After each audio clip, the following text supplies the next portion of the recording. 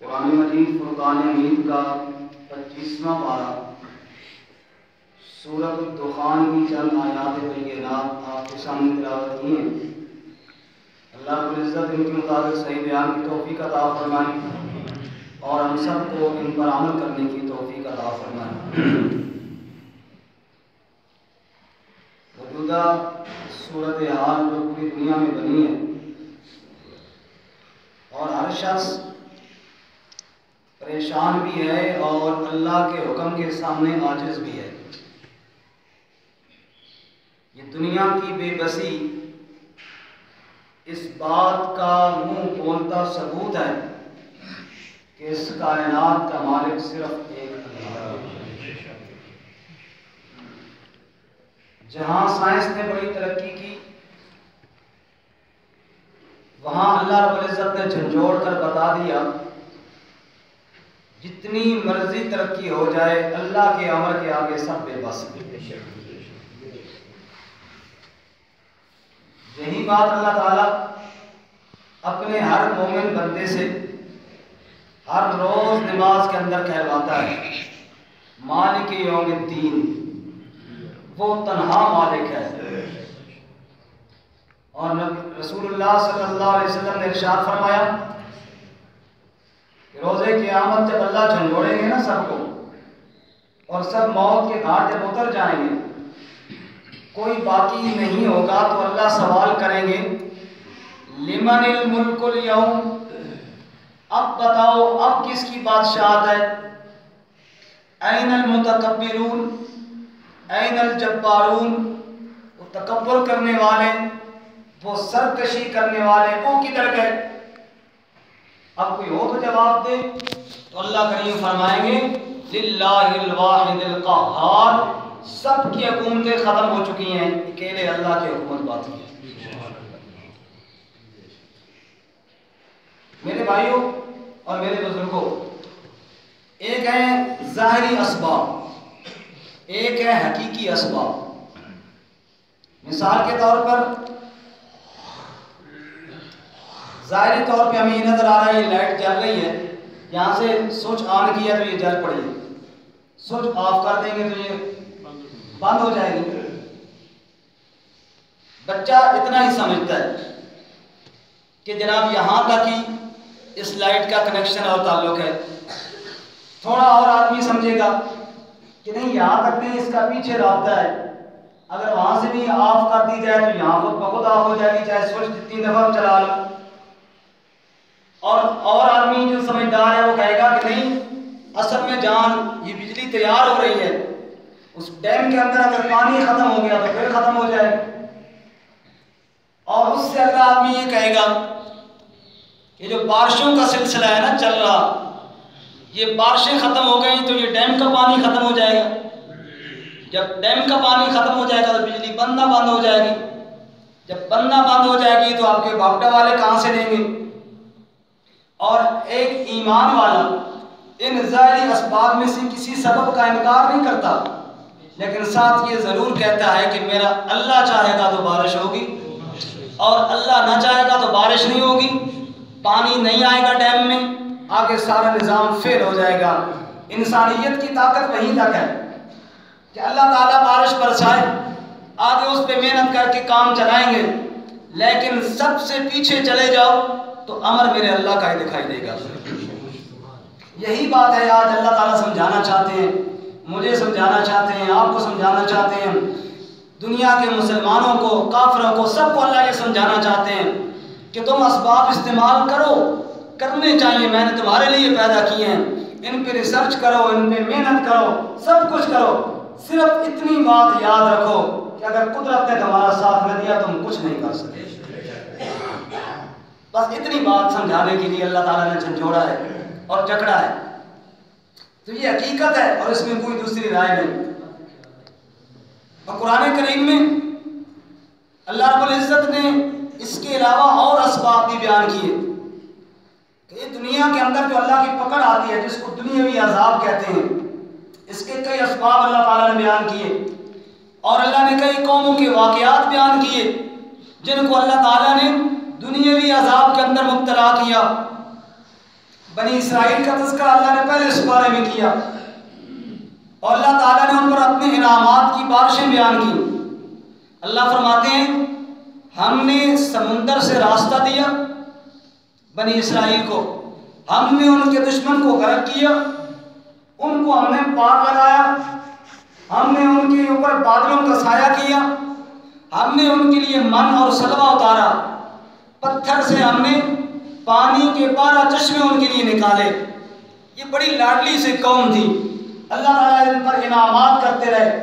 لیکن اسی سورت بقرہ میں پہلے سپارے میں اللہ فرماتے ہیں کہ ہم نے ان سے یہ کہا تھا کہ جب فتح تمہیں ملے نا، بیت المقدس میں فاتح بن کے جاؤ، تمہارا ملک تمہیں حاصل ہو جائے، 2 کام تم نے کرنے ہیں۔ ایک کام تم وَادْخُلُوا الْبَابَ سُجَّدًا، سجدہ شکر بجا لانا ہے، اور دوسرا کام وَقُولُوا حِطَّةٌ، گناہوں کی معافی مجھ سے مانگنی ہے۔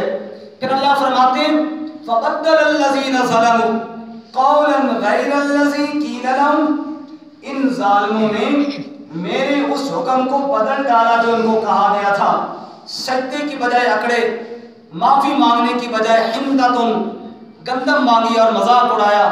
اللہ فرماتے ہیں پھر کیا ہوا، فَأَنزَلْنَا عَلَى الَّذِينَ ظَلَمُوا رِجْزًا مِّنَ السَّمَاءِ بِمَا كَانُوا يَفْسُقُونَ، جس قوم کے لیے کل من سلوہ اترتا تھا، رب فرماتا ہے پھر ہم نے سخت عذاب بھیجا، طاعون کا مرض بھیجا، اور یہ تڑپ تڑپ کر مر گئے اور ان کو کوئی بچانے والا نہیں تھا۔ معلوم ہوا جب اللہ کی نعمتوں کی ناقدری کی جاتی ہے تب اللہ کا عذاب آتا ہے۔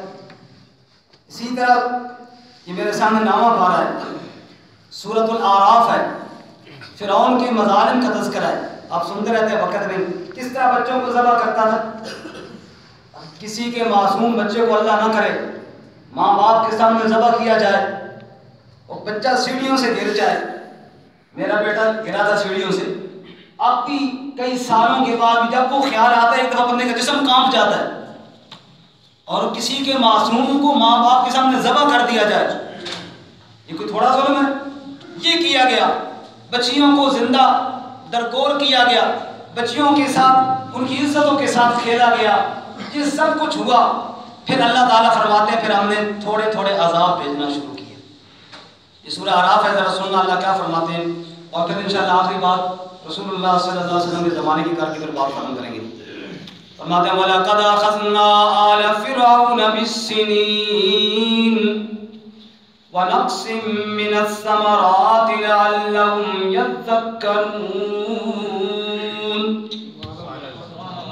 اللہ فرماتے ہیں جب میری مخلوق پر ظلم کیا آل فرعون نے، ہم نے ان پر 4 سالی کا عذاب مسلط کر دیا، ہم نے ان کے رزق اور پھلوں میں سے برکتیں اٹھا لی، بارشیں بند کر لی، اور پھر کیا ہوا، اس پر بھی وہ نہ سنبھلے، پھر ہم نے چھوٹے چھوٹے اور عذاب پھیرنا شروع کر دیے۔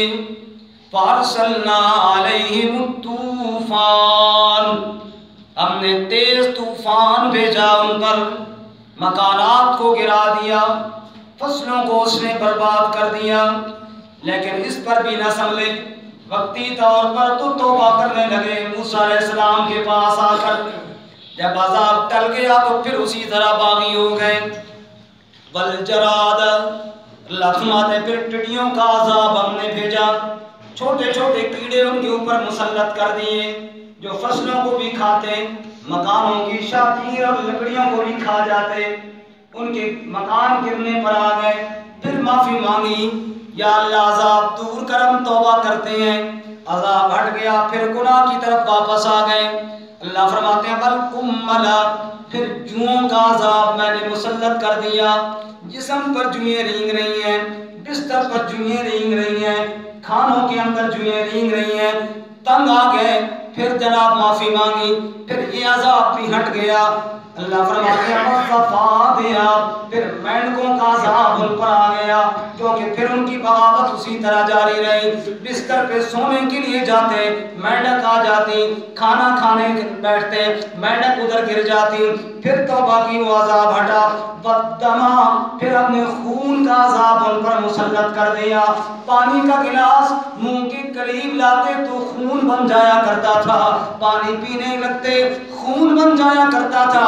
اللہ فرماتے ہیں یہ عذاب کیا تھے؟ آیات مفصلات, یہ سب میری قدرت کی نشانیاں تھیں. اب توبہ کر لو, اب باز آ جاؤ.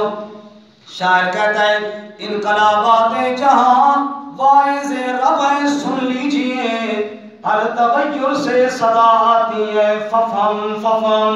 یہ جو کچھ دنیا کے اندر ہو رہا ہے یہ خود بخود نہیں ہو رہا, یہ تیرے اللہ کے امر سے ہو رہا ہے, اور تجھے یہ سبق سکھا رہا ہے ہر تغیر سے صدا آتی ہے ففم. سمجھ جا سمجھ جا, اب توبہ کر لے شاید تو باز آ جائے. اللہ فرماتے ہیں وَلَمَّا وَقَعَ عَلَيْهِمُ الرِّجْزُ قَالُوا يَا مُوسَىٰ ادْعُ لَنَا رَبَّكَ.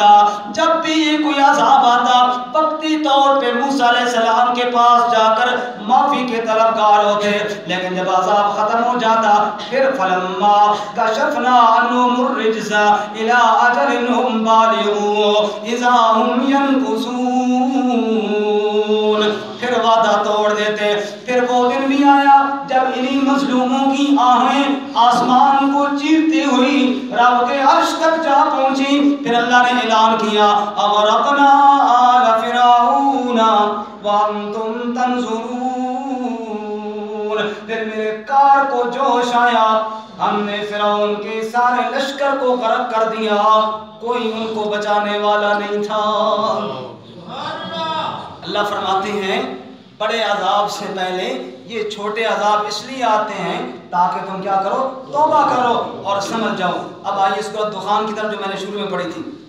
میرے سامنے 25واں پارہ, اور مکے والے ظالموں نے ظلم کا بازار گرم کیا. نرم و نازک وجود میرے مرشد کریم امام الانبیاء حضرت محمد مصطفیٰ صلی اللہ علیہ وسلم کا اس وجود پر پتھر برسائے گئے. میرے آقا کے گلے کے اندر کپڑا ڈال کر کھینچا گیا. میرے مرشد کریم امام الانبیاء صلی اللہ علیہ وسلم سر سجدے میں رکھ کے اللہ کی تسبیح پڑھ رہے ہیں. اونٹ کی اجری اوپر ڈال دی گئی. میرے نبی کو مارا گیا, میرے نبی کو پیٹا گیا. زنیرہ کی آنکھوں کے اندر لوہے کی سلاخیں گرم کر کے ڈال دی گئی. بلال کی چمڑی ادھیڑ لی گئی. صحابہ کو آگ کے انگاروں پہ لٹا دیا گیا. یاسر کے پورے گھرانے کو رسیوں کے ساتھ باندھ کر پتھر اوپر رکھ دیے گئے. جب یہ ظلم و ستم ہوئے تو کیا ہوا؟ آہیں جب آسمانوں کی طرف گئیں, مظلوموں کی آہیں جب اللہ کے عرش کی طرف گئیں, اور شیخ سعدی تڑپ کر کہنے لگے ستم کش کرائے برارت سے دل زند سوز او شولد رابو گل. اے دنیا کے انسان یاد رکھ, دکھی بندے کے دل کی آہ جب نکلتی ہے وہ سیدھا اللہ کے عرش تک پہنچتی ہے. زند سوز او شولد رابو گل, پانی اور کیچڑ کے اندر بھی وہ آگ لگا کے رکھ دیتی ہیں. اور اللہ کریم فرماتے ہیں لَأَنْصُرَنَّكَ وَلَوْ بَعْدَ حِينٍ. میرے بندے میں ضرور تیری مدد کروں گا اگرچہ تھوڑی دیر کیوں نہ لگ جائے. جب مکے کے اندر ظلم ہوئے, غریبوں کی آہیں رب کے عرش تک گئیں, اللہ کریم قرآن کریم میں فرماتے ہیں میرے محمد کریم جب دکھی ہوئے تو کیا ہوا؟ اللہ نے تسلی دی اور فرمایا فَارْتَقِبْ يَوْمَ تَأْتِي السَّمَاءُ بِدُخَانٍ مُبِينٍ.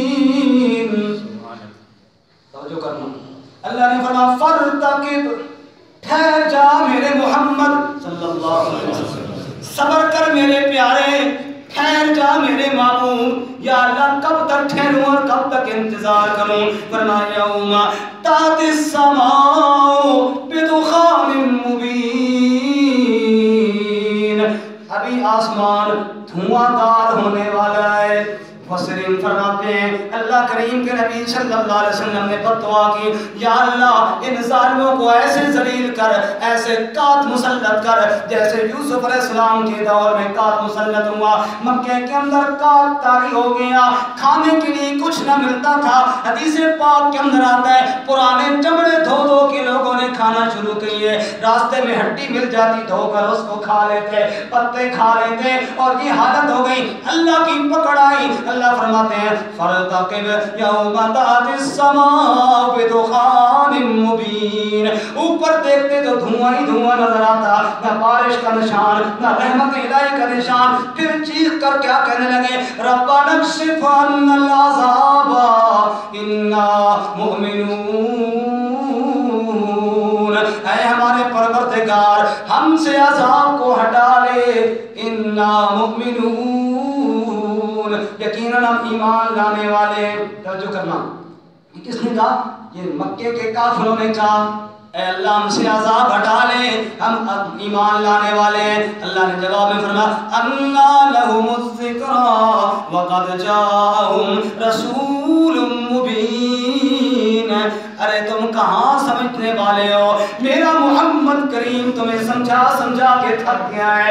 جس نے میرے نبی کی بات کو نہیں مانا، جس نے میرے قرآن کی آیات کو نہیں مانا، وہ بھلا میری پکڑ سے کیا ماننے والا ہے؟ وہ کیا فرماتے ہیں ثم تولوا عنہ، اللہ فرماتے ہیں وقتی طور پر تو عذاب دے کر انہوں نے بھی توبہ کر لی، لیکن ثم تولوا عنہ، پھر وہ اس توبہ سے پھر گئے، اور اللہ کریم نے اعلان کیا اِنَّا کَاشِفُ الْعَذَابِ قَلِيلًا إِنَّكُمْ عَائِدُونَ، اللہ فرماتے ہیں میں نے اس وقت بھی کہا تھا ہم عذاب کو ہٹا لیتے ہیں قلیلاً، تھوڑی سی مدت کے لیے، لیکن مجھے پتا ہے انکم عائدون، تم وقتی توبہ کر رہے ہو، وقتی مجبوری میں پھنس کر تم مجھے پکار رہے ہو، پھر تم دوبارہ اسی طرح کر لو گے۔ اللہ کریم نے وہ وقتی توبہ ان کی سن کر عذاب کو ہٹا لیا۔ ایک بات کا جواب دے، بات ختم کرنے لگا ہوں، سوچ کر جب اللہ نے عذاب ان سے ہٹایا تھا، اللہ کو پتہ نہیں تھا کہ جھوٹ موٹ کی توبہ کر رہے ہیں؟ بولے بھائی پتا تھا نا، لیکن پھر بھی جب انہوں نے توبہ کی، اللہ کو پتا تھا کہ اوپر سے کرے، پھر بھی اللہ نے عذاب ہٹا لیا۔ معلوم ہوا توبہ ہی ہے جو عذاب کو ہٹانے والی ہے۔ آخر میں اللہ نے فرمایا یوم نبطش البطشۃ الکبریٰ انا منتقمون، ان چھوٹے چھوٹے عذابوں سے سنبھل جاؤ ورنہ بڑی میری پکڑ آنے والی ہے۔ اس لیے میرے بھائیو یہ جو دعا قرآن پاک میں یہ یاد کریں اور ہم بھی پڑھیں، اور انہوں نے تو جھوٹ موٹ کی پڑھی تھی، ہم صدق کے دل سے پڑھیں، اور میرے ساتھ مل کر پڑھیں ربنا اکشف عنا العذاب، اور سے پڑھیں، سارے ہمت سے پڑھیں ربنا اکشف عنا العذاب انا مؤمنون، ربنا اکشف عنا العذاب انا مؤمنون، اے ہمارے رب ہم سے عذاب دور کر دیں، یقیناً ہم ایمان لانے والے ہیں۔ الہی ہم تیرے در پہ ہیں آئے ہوئے، زمانے بھر کے ہم ہیں ستائے ہوئے، تجھی سے ہیں فقط لو لگائے ہوئے، رحم ہم پہ کر دے تو اے رب رحیم یا رحیم یا رحیم یا رحیم یا رحیم یا رحیم، خطا کار ہیں ہم گناہگار بھی، سیاہ کار ہیں اور بدکار بھی، رحمت تیری کے ہیں طلبگار بھی، کرم ہم پہ کر دے تو اے رب کریم یا کریم یا کریم یا کریم یا